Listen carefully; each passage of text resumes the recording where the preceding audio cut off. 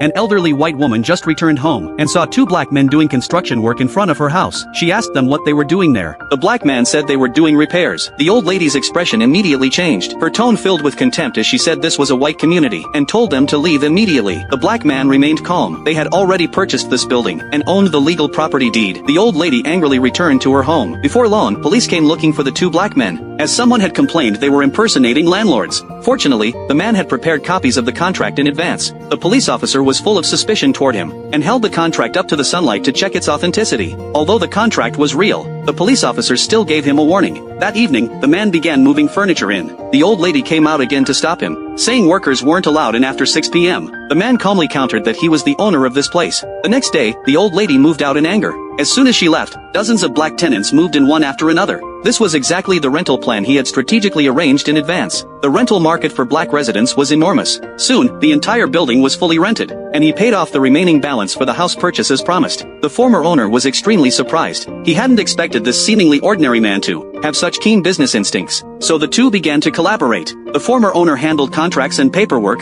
while he was responsible for finding properties, renovations, and operations. They split the profits 50-50. One had resources, the other had vision. Their real estate business grew bigger and bigger, and they made more and more money. He didn't forget his promise and bought his wife a local mansion. But the good times didn't last long. One night, his partner suddenly died in his sleep. The partner's wife took over all the assets and business, but she was an evil racist.